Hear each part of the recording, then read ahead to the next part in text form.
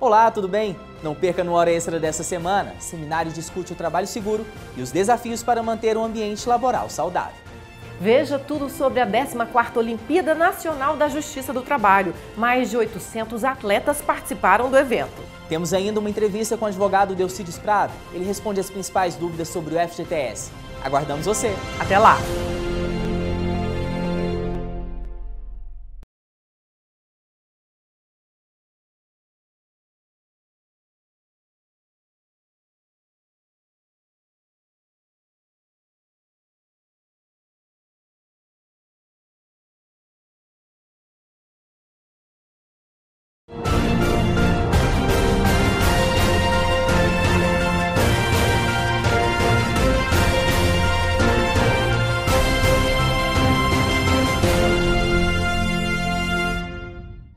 Está começando mais uma edição do Hora Extra e neste programa você confere as seguintes notícias. Seminário discute o trabalho seguro e os desafios para manter um ambiente laboral saudável.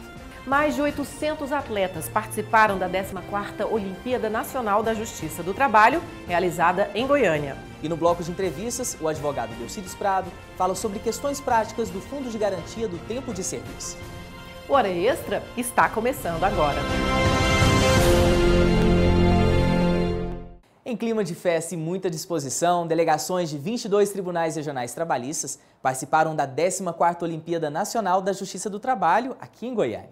Há 14 anos, o evento é promovido pela Associação Nacional dos Servidores do Judiciário Trabalhista, ANASTRA. Confraternização, diversão, saúde e competição. Esse foi o cenário que marcou a 14ª Olimpíada Nacional da Justiça do Trabalho, realizada em Goiânia de 26 de setembro a 2 de outubro. Logo na abertura do evento, as delegações de 22 tribunais regionais do trabalho, além do TST, mostraram disposição e alegria para a disputa. O clima é excelente, né? É uma confraternização que é maravilhoso. A gente participa, que é com a congregação entre todos os TRTs, entendeu? Todos os TRTs é uma coisa maravilhosa. Se torna todo mundo amigo um do outro. Eu estou sentindo que os atletas chegaram com muita vontade aqui e até o tempo ajudou, né? Que começou a ventar, ficou fresquinho aqui nesse bosque, mas está todo mundo muito animado, todo mundo esperando muito para começar amanhã. Na verdade, os jogos é uma disputa, mas uma disputa de amigos, onde a cortesia é o que prevalece nos jogos o tempo todo. E foi tudo como manda a tradição, com desfiles das delegações, hino nacional, passagem da tocha olímpica para acender a pira, juramento do atleta e a palavra do anfitrião. É uma energia muito boa, é uma energia positiva. O esporte é vida, ele traz saúde para os servidores, para os magistrados e, além disso, o aspecto de divulgar a nossa cidade, divulgar a justiça do trabalho como um todo e promover esse congressamento, esse relacionamento entre servidores de diversas regiões do nosso Brasil. As parcerias para o evento também foram destaque. O presidente da ANASTRA elogiou a receptividade de Goiânia, que pela primeira vez sediou os Jogos, que a cada ano reúne mais participantes. Bem, o evento tomou uma dimensão muito grande. Hoje iniciamos com 4 delegações e hoje nós temos as 24 delegações.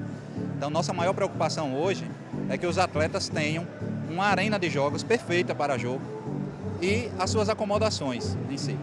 E o SESI aqui, Goiânia, por meio do SESI, está nos proporcionando essa excelência nos locais de jogos. A ministra do TST, Delaide Arantes, saudou os atletas e lembrou do momento importante para os servidores da Justiça, que lutam por melhorias. Eu estou representando o Tribunal Superior do Trabalho, mas também eu sou do Conselho da Comissão de Saúde, né? E nós temos o TST em movimento e temos todo um trabalho voltado para a saúde dos servidores e para o esporte, né? E nós valorizamos muito, né, esse movimento dos servidores para o esporte, para a saúde, para o lazer, né?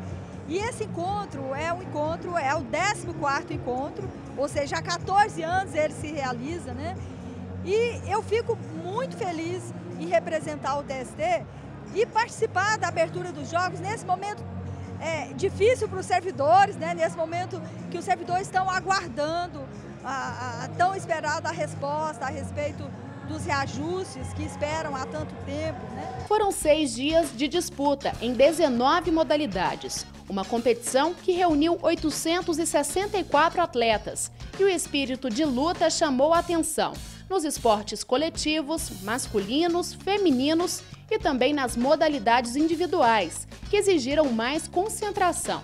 No final, a certeza de que, independente dos resultados, o sentimento de vitória foi compartilhado entre todos.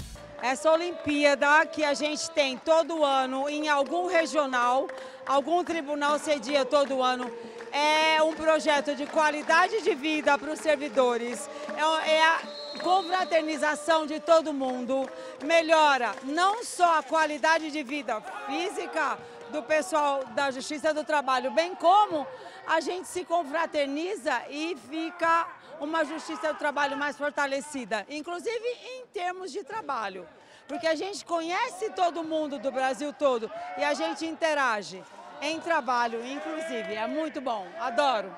O TRT da 6ª Região, estado de Pernambuco, ficou em primeiro lugar na classificação geral, com 60 medalhas no total, sendo 25 de ouro, 15 de prata e 20 de bronze. Em segundo lugar ficou o TRT da 10ª Região, Distrito Federal e Tocantins, com 55 medalhas, 22 de ouro, 18 de prata e 15 de bronze.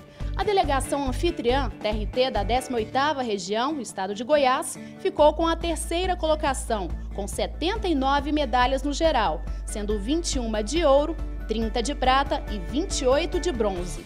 Seguido pelo TST, em quarto lugar, com 47 medalhas, e pelo TRT da 13ª Região, estado da Paraíba, com 39 medalhas. Debater saúde e segurança no trabalho e medidas de prevenção de acidentes foi objeto de seminário sobre trabalho seguro realizado em Goiânia.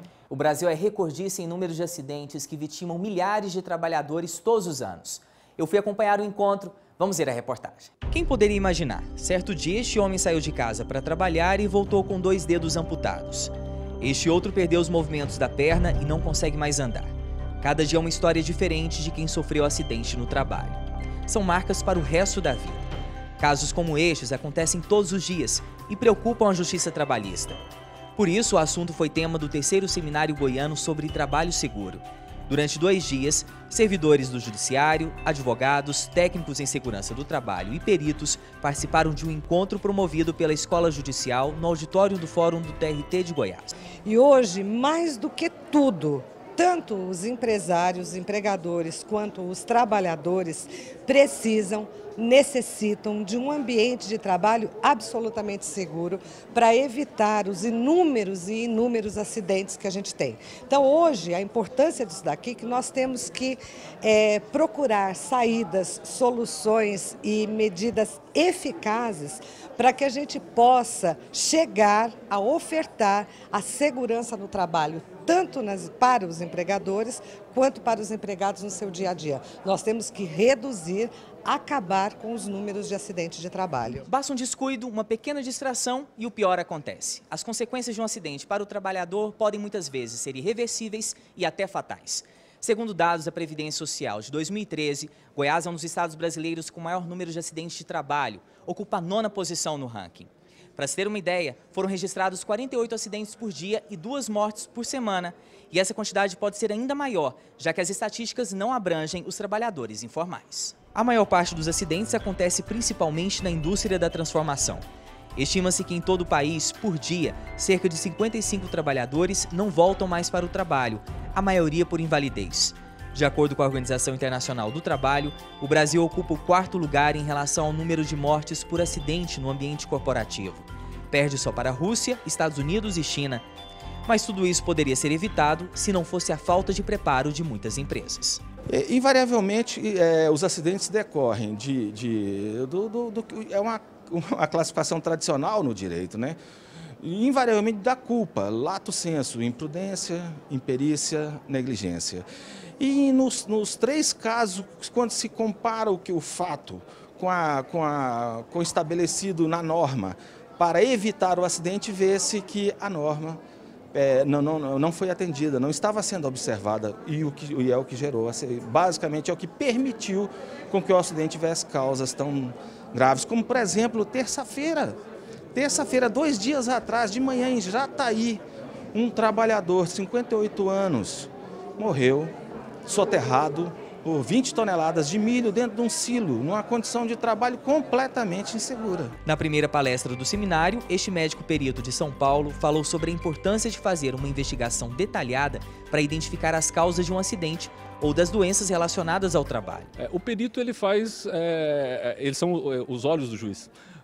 Para que o juiz possa julgar uma ação com fundamento, o perito precisa fazer uma análise criteriosa. E óbvio que há muitas situações onde o trabalho seguramente participa no surgimento e até no agravamento de determinadas doenças. Então eu acho que esse papel pericial, formulando laudos periciais bem elaborados, é fundamental para que os juízes possam tomar medidas para que se corrijam essas distorções que tem quanto ao processo produtivo. Promover o trabalho seguro ainda é um desafio para empresários e empregados.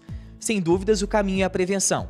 Se cada um faz a sua parte, todos ganham, principalmente o trabalhador. Trabalho seguro é sucesso garantido, é a vida das pessoas dos dois lados, para todo mundo. Então hoje os empresários, o tribunal, o governo, nós temos que trabalhar na prevenção dos acidentes para poder diminuir o número de acidentes. Passa pelo uso de EPIs? Nossa, com certeza, EPI, treinamento é fundamental, peritos fazendo os estudos, chegando a identificar os problemas, as causas, para que situações efetivas possam trazer resultados. E no bloco de entrevistas, o advogado Delcides Prado fala sobre questões práticas do Fundo de Garantia do Tempo de Serviço. Ele responde as principais dúvidas sobre o FGTS.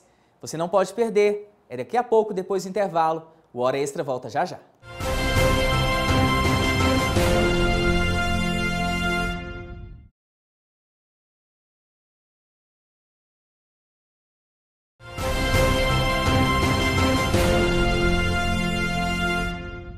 O Fundo de Garantia por Tempo de Serviço foi criado na década de 60 e só a partir da Constituição de 88 é que ele passou a ser obrigatório para todos os trabalhadores contratados pela CLT.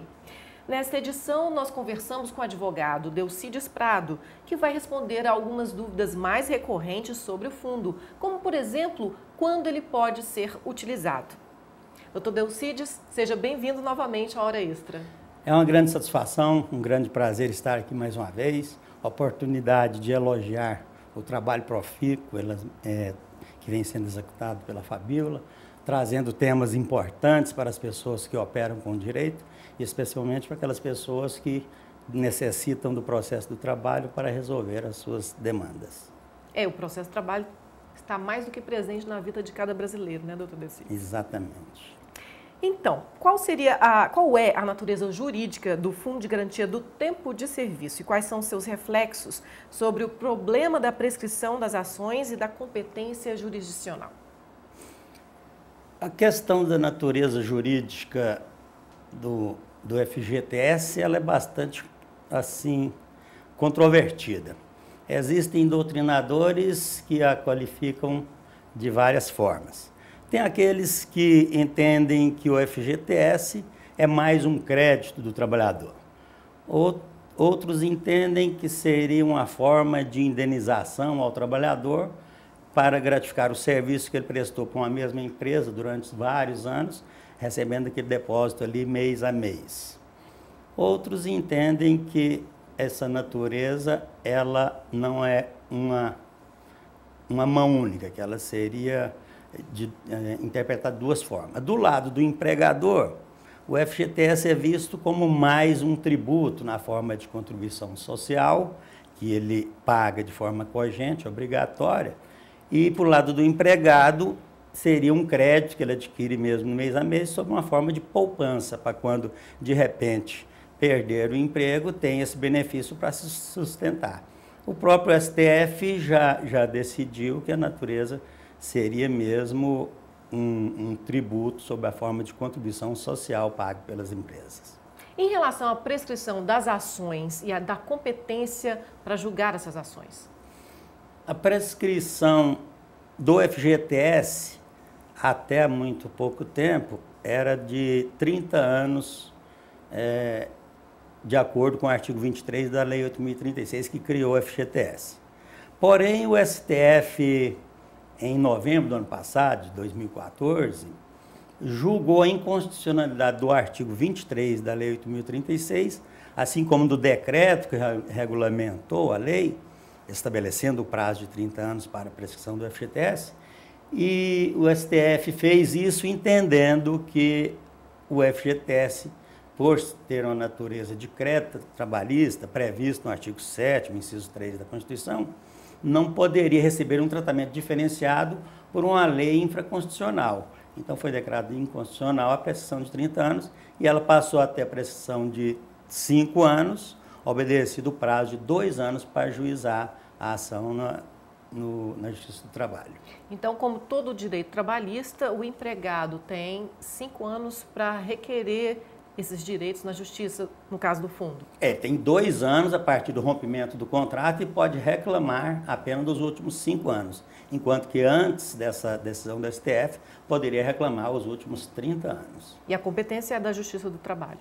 A competência também em relação ao FGTS, ela é complexa. Por quê? Veja bem, se o empregado vai discutir a existência ou não de depósitos, se vai discutir depósito feito a menor, se vai discutir a ausência de depósito, ou seja, se vai estar discutindo descumprimento dessa obrigação pelo empregador, então a competência é da Justiça do Trabalho, em decorrência da emenda constitucional número 45, que alterou o artigo 114 da Constituição, acrescentando e ampliando a competência da Justiça do Trabalho, e incluindo, inclusive, o artigo 13º, dizendo que a própria execução das sentenças trabalhistas que deferem a FGTS são executadas na Justiça do Trabalho. No entanto, por exemplo, se um trabalhador ou um descendente trabalhador, no caso de inventário, uma viúva, um herdeiro, vai requerer um alvará para levantamento do FGTS de um falecido, essa competência já passa a ser da Justiça Comum, porque é a Justiça Comum que vai emitir esse alvará para levantamento. E, por último, se você vai discutir, se o trabalhador vai discutir a questão, por exemplo, da correção monetária, se tem um litígio que a Caixa Econômica acha que não deve pagar determinado valor ou que não deve pagar o FGTS, e se a discussão é contra a Caixa Econômica Federal, a competência já passa a ser da Justiça Federal. Então, na verdade, temos a competência dos 3 poderes de acordo com o que vai ser discutido. Certo. E quais são os reflexos da Constituição de 88 sobre o Fundo de Garantia? O principal reflexo foi o próprio reconhecimento do Fundo de Garantia como uma obrigação legal do empregador depositar mensalmente para o empregado, enquanto que as constituições anteriores previam o FGTS como uma forma de alternativa a uma indenização. A Constituição de 88 trouxe como obrigação. Não tem mais o empregado de fazer a opção se quer ser optante ou não optante do FGTS. Contratou-se, seja empregador urbano ou rural, ele vai ter direito ao FGTS, a empresa tem a obrigação de fazer o depósito. Também nas constituições anteriores não previa o direito do FGTS para os empregados rurais, que passaram a ter o direito. E depois, logo após a Constituição, foi editada e promulgada a Lei 8.036, que efetivamente trouxe a situação de todas as nuances que regem o FGTS, especificamente a fixação de 8% do valor da remuneração, de 40% da multa, no caso de demissão sem justa causa, e outras situações que a Constituição permitiu só agora, a partir de 88. Doutor Delcides, a empresa é obrigada a efetuar os depósitos de FGTS, mesmo nos casos de interrupção e suspensão do contrato de trabalho? Regra geral, sim. Existem as regras previstas na lei em que, mesmo estando suspenso ou interrompido o contrato de trabalho, o empregador tem que recolher, sim. As situações mais importantes são, por exemplo, o afastamento do empregado por auxílio-doença por 15 dias, ele tem o direito do FGTS. Quando é por doença decorrente de acidente do trabalho ou doença ocupacional do trabalho, mesmo após decorridos os 15 dias, o empregado estando recebendo o benefício, o empregador tem a obrigação de continuar a efetuar o depósito. Tem situações, no entanto, em que, havendo a suspensão ou interrupção, o empregador está desobrigado. Podemos mencionar, por exemplo, a situação em que o empregador aplica uma sanção, né, a penalidade de suspensão no empregado do trabalho, em razão desse cumprimento de obrigação, então a empresa não tem que recolher o FGTS. E com relação às férias, tem que recolher o FGTS.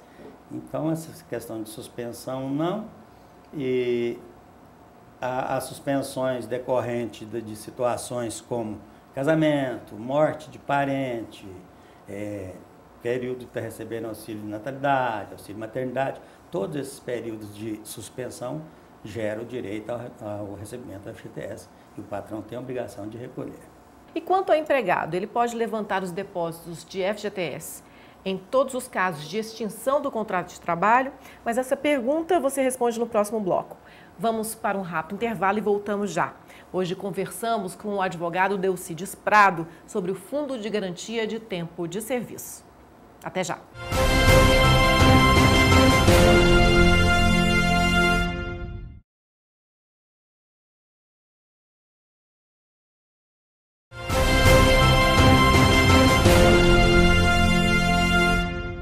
Hora Extra está de volta. Hoje conversamos com o advogado Delcides Prado sobre o Fundo de Garantia de Tempo de Serviço. O empregado, doutor Delcides, pode levantar os depósitos de FGTS em toda e qualquer hipótese de extinção do contrato de trabalho? Não. Efetivamente, os depósitos são feitos numa conta vinculada ao nome do trabalhador, mas não é sempre que ele pode fazer o levantamento. A principal hipótese do trabalhador fazer o levantamento do saldo do FGTS é quando a empresa o demite sem justa causa, sem motivação. Ele vai ter o direito de levantar. Mas tem situações que o empregado pede dispensa, ele não tem direito de fazer o levantamento. Quando ele é demitido por justa causa, ele não tem direito de fazer o levantamento. Mas a lei prevê várias outras hipóteses de levantamento que são regulamentadas e que depende de apenas ir até o gestor e levantar, como é a situação do trabalhador que completa 70 anos, a situação do fechamento da empresa, encerramento de atividades de filiais ou algumas das atividades da empresa também geram o direito do trabalhador de receber, quando o trabalhador ou qualquer um dos seus dependentes é acometido de doença de HIV, tem direito de receber, ou de doença de câncer, seja o trabalhador ou o dependente, também tem direito de receber. Então, existem várias outras hipóteses para sistema financeiro de habitação, pode ser utilizado para quitar ou pagar parte de prestações para adquirir a casa própria. Então, tem várias situações.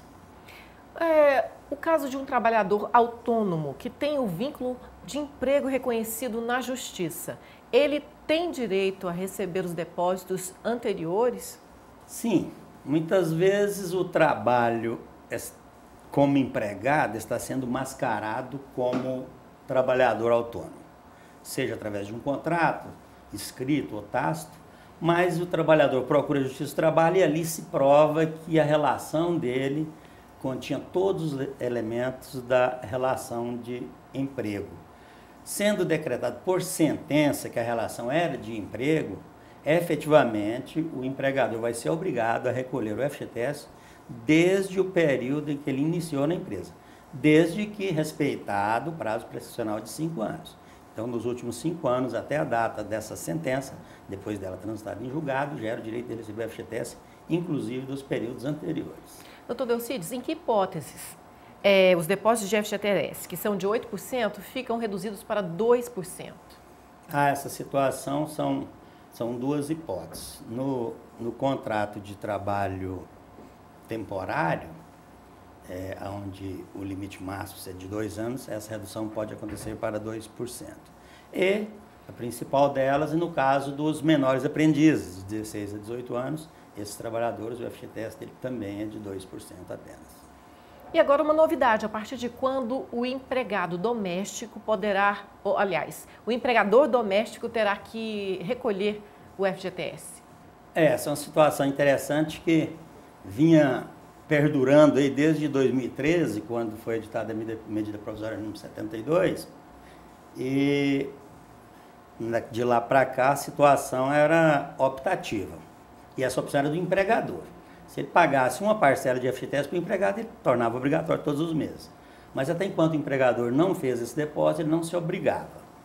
Mas a lei complementar publicada agora, no dia 25 de setembro, está estabelecendo a obrigação do empregador doméstico fazer o recolhimento do FGTS para o empregado doméstico, para a empregada doméstica, a partir de 1º de outubro de 2015. E não apenas em relação à FGTS. Gerou outros direitos, seguro-desemprego, pagamento do 13º salário, de férias, e até uma contribuição para a multa indenizatória dos 40%, que vai ser fracionada e paga mês a mês. Para deixar bem claro, os contratos vigentes agora, né? O empregador tem a empregada doméstica. Ele tem que ir lá e regularizar a situação a partir de outubro mesmo. Isso é uma situação que, no meu modo de pensar, vai gerar uma obrigação do empregador regularizar daqui para frente, porque essa regra vai ser ex nunc, ou seja, daqui para frente. Então, o empregador doméstico teria que regularizar hoje. Mas acho que isso vai gerar discussões no âmbito da Justiça do Trabalho, nos tribunais, para se tentar até retroagir. Mas é uma situação que a gente vai ver o que vai acontecer nos tribunais, nas ações que vão ocorrer aí no futuro. Certo. E a novidade esse ano foi a aprovação pela Câmara dos Deputados, né, da forma de correção do FGTS. Isso representa mais uma conquista para o trabalhador? Sem dúvida nenhuma, porque a correção do FGTS até então vinha sendo feita com base num juro de 3% ao ano mais a TR. A TR sabe-se que ela vinha beirando 0% ao mês. O projeto de lei aprovado, e que depende ainda da sanção da Presidência da República, ou de repente até o veto, né? Ela prevê que dentro de uma gradação aí de 4 anos, chegar ao patamar que é paga a remuneração da poupança, que é 6% ao ano. E isso deverá acontecer porque é uma questão social, a gente não acredita que o governo vá vetar esse projeto, não. Acredito que ele vai vigorar sim, e é uma conquista sim do trabalhador. Só mais uma última perguntinha. Como o trabalhador pode fiscalizar se a empresa está realmente depositando corretamente os valores do fundo? É uma situação muito tranquila que a maioria dos trabalhadores até já sabe. Hoje não existe mais trabalhador bobo, não existe mais trabalhador que não sabe das coisas. Ele deposita a sua carteira de trabalho, vai em qualquer caixa da Caixa Econômica Federal, apresenta a carteira de trabalho, consegue tirar o extrato de responsabilidade da sua situação e ver mês a mês a sua situação, sem problema nenhum. Muito obrigada pela entrevista, doutor Delcides. Eu que agradeço mais uma vez a oportunidade. Obrigado a você. Bom, o Hora Extra fica por aqui.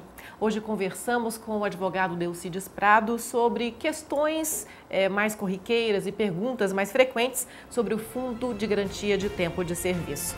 Não deixe de acompanhar mais notícias do TRT de Goiás pelo Facebook, pelo Twitter e agora pela rádio web TRT Goiás. Até a próxima semana.